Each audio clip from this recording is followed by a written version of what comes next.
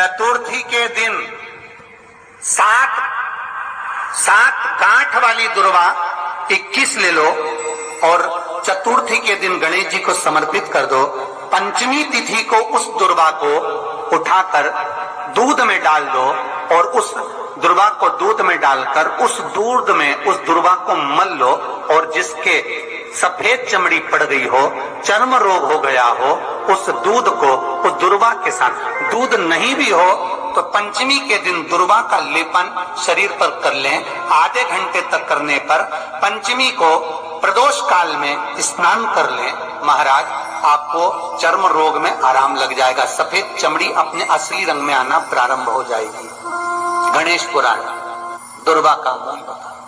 21 दुर्वा के 108 बंडल बना लो। अगर एग्जाम में बैठ रहे हो, सरकारी परीक्षा में बैठ रहे हो, पास नहीं हो रहे, नौकरी नहीं लग रही, बहुत जगह इंटरव्यू दे दिया, 21 दुर्वा के 108 बंडल बनाओ, उसकी माला बनाओ और देवी के मंदिर में, माता जगदम्बा के मंदिर में, अर्थात जहां शंकर पार्वती पूर्ण परिवार विराजमान हो, ऐसे देवी के मंदिर में गणेश जी के गले में वो माला अर्पण करिया है, अपना नाम बोलकर और जिस एग्जाम में बैठ रहे हैं उसका भाव वर्णन कर महाराज। और वहीं से एक पुष्प लेकर अपने कमरे में जहां पढ़ते हो, कांच की प्लेट में उस फूल को रख दीजिए और दूसरे दिन एग्जाम के लिए चले जाइए, आपको उसका फल अवश्य मिलेगा। दुर्वा सुख का अनुभव करा देता। तो यह शास्त्र कह रहा है, दुनिया कुछ भी कहे, कितना भी अपशब्द बोले, आप भगवान की भक्ति में अगर डूब गए हो तो फिर कुछ भी नहीं।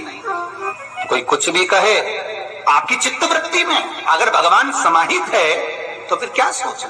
आग लगे बस्ती में, अपन रहो मस्ती में, अलमस्त रहे, क्या भरोसा इस जिंदगी का। भगवान गणेश जी महाराज विनायक देव, भगवान श्री गणेश चूहे पर बैठते हैं और इनका नाम गजानंद है। गजानंद नाम का स्मरण किया भगवान कृष्ण जब जिस समय पर जरासंध के साथ युद्ध लड़ते हैं और काल्यावन भगवान के पीछे भागता है, मुचकुंद को भगवान अपना ऊपर ना उड़ा देते हैं और भगवान कृष्ण मुचकुंद को ऊपर ना उड़ाए और तब काल्यावन ने आकर लात मारी। मुचकुंद के नेत्र द्वारा जब काल्यावन जलकर भस्म हुए, तब भगवान कृष्ण जब द्वारका में प्रवेश करे तो सबसे पहले प्रवेश करते समय भगवान कृष्ण ने द्वारका के दरवाजे पर श्री गजानंद महाराज का स्मरण करा। इसलिए आज भी द्वारका के गेट के पास में श्री गणेश जी महाराज का मंदिर है।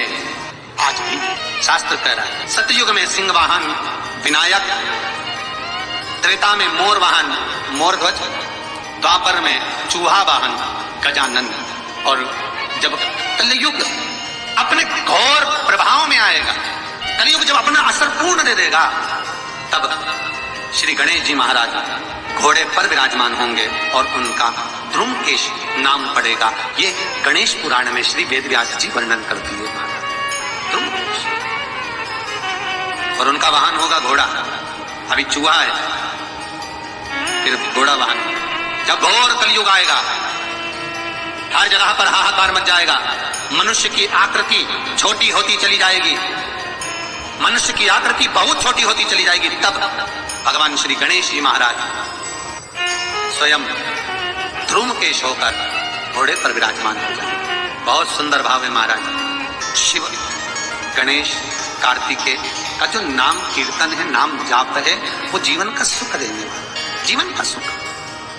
तो प्रश्न करने वाले ने गलत प्रश्न नहीं किया है, बिल्कुल सत्य प्रश्न है। और फिर निवेदन करूंगा, 33 कौटि देवता हमारे सम्मुख में विराजमान है, ये हमारे ऊपर है, हम किसको भजें, हम किसका स्मरण, बस भाव आपका होना। शिव महापुराण की कथा कहती है और गणेश चरित्र पर श्रवण कर रहे हैं, और कल से चतुर्थी लग रही है। जिसके घर में संपदा की कमी पड़ती हो, बीमारियां ज्यादा फैल रही हो, बहुत कष्ट हो महाराज, बहुत ज्यादा दुखी हो महाराज, कोई काम नहीं बन रहा, बहुत तकलीफ में हो, तो शमी पत्र, शमी की पत्ती, जहां गणेश जी का स्थान है वहां पर 5 शमी पत्र 5 समर्पित करें और शंकर जी के ऊपर 3 शमी पत्र समर्पित करें। बहुत ध्यान देना, 5 शमी पत्र जहां गणेश जी का स्थान है शिवलिंग में, वहां समर्पित करें। 3 शमी पत्र शिवलिंग के ऊपर समर्पित करें। 1 शमी पत्र शंकर जी की चौखट पर लेफ्ट भाग में, जाते समय आपका उल्टा हाथ, जब मंदिर से निकलो तो उल्टे हाथ पर लेफ्ट भाग में शंकर जी की चौखट पर समर्पित करें 1 शमी पत्र। और महाराज टीका किया, जहां लेफ्ट भाग में आपने शमी पत्र रखा है, मंदिर में ना दिया लगाकर बाहर की ओर जहां शमी पत्र रखा है उसके ठीक साइड में एक घी का दिया लगा दीजिए। केवल गणेश चतुर्थी से लेकर अनंत चतुर्दशी तक गणेश पुराण कहती है भगवान गणेश जी का मोर ध्वज का मयूर ध्वज गणेश का नाम लेकर जो ये दीप शमी पत्र चढ़ा देता है उसके घर से कभी रिद्धि सिद्धि नहीं जाती, वैभव प्रतिष्ठा नहीं जाती। कर कर देखना अगले साल तक आपका व्यापार कितना चलता है हमको बताना जरूर। करके देखो एक बार, गणेश पुराण का शिव महापुराण का ये प्रसंग करिए, जीवन में उतारिए। चतुर्थी से लेकर अनंत चतुर्दशी तक गणेश जी का मूल स्थान, आपको गणेश जी की मूर्ति पे चढ़ाने का नहीं बोल रहा है। क्यों नहीं बोल रहा है? क्योंकि गणेश जी की आप प्रतिष्ठा करोगे तो वो टेम्परेरी है, 10 दिन के लिए कर दिया फिर वापस विसर्जन कर दिया। पर जहां शंकर मंदिर में बैठ गए, शिवलिंग स्थापित हो गया, वहां ना जाने कितने समय से शंकर की आराधना हो रही है, वहां गणेश जी सदा विराजमान है, सदा आराधना। और देखो ये 10 दिन में अगर आपने शमी पत्र बिल्कुल मन से समर्पित करा है ना, तो मेरा विश्वास कहता है शिव महापुराण का, मेरे बाबा विश्वनाथ की कृपा कहती है, मेरा मन कहता है 10 दिन के अंदर आप शमी चढ़ाएंगे ना तो कुछ ना कुछ अच्छी खबर जरूर मिलेगी, ये पक्का। पर हमें बताना जरूर, व्हाट्सएप पर हो, मैसेज जरूर करना कि क्या फायदा हुआ आपको 10 दिन के अंदर।